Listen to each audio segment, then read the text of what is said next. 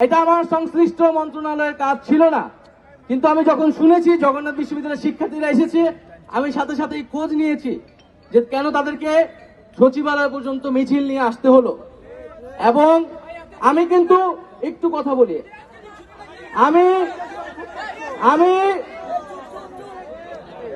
আমি আমি কিন্তু এখানে আপনাদের দাবি পূরণ করার থেকে, আপনারা যে দাবি শিক্ষা মন্ত্রণালয় বরাবর আপনাদের দাবিটা ছিল বা অভিযোগটা ছিল, এ কারণে কিন্তু আমি আসা সত্ত্বেও শিক্ষা মন্ত্রণালয়ে যে নতুন প্রতিমন্ত্রী হয়েছে আমি তাকে নিয়ে এসেছি, এবং তিনি অসুস্থ এবং নতুন আজকে দায়িত্বপ্রাপ্ত হওয়া সত্ত্বেও তিনি আপনাদের সামনে এসে উপস্থিত হয়েছে, এবং তার আজকে প্রথম দায়িত্বের প্রথম কাজটি হয়েছে জগন্নাথ বিশ্ববিদ্যালয়ের সামনে দাঁড়িয়ে তার যে দাবি দেওয়ার কথা প্রতিশ্রুতি দেওয়া।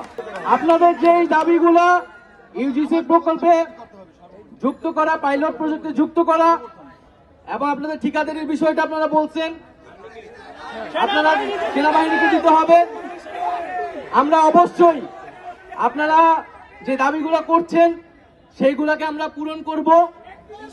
এবং আপনারা তো নিশ্চয়ই বুঝেন যে হল নিশ্চয়ই 3 দিনে করে দেওয়া সম্ভব না, বুঝেন, কিন্তু 3 দিনে আমরা কি দায়িত্বটা হস্তান্তর করতে পারবো? বুঝেন, তাহলে সেই সময়টা আমাদের দিতে হবে।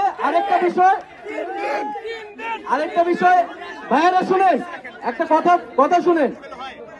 এখন আপনারা এইভাবে যেভাবে বলতেছেন সমাবেশের ভিতরেই কিন্তু আপনাদের কথাটা স্পষ্টভাবে বোঝা যাচ্ছে না। আপনাদের সাথে একটু বসতে হবে, বসে আপনাদের কথাটা এক্স্যাক্টলি বলতে হবে, এবং আমাদের জায়গা থেকে আমরা এক্স্যাক্টলি বলবো। সচিব তো বসতেই চায় না, সচিব বসতেই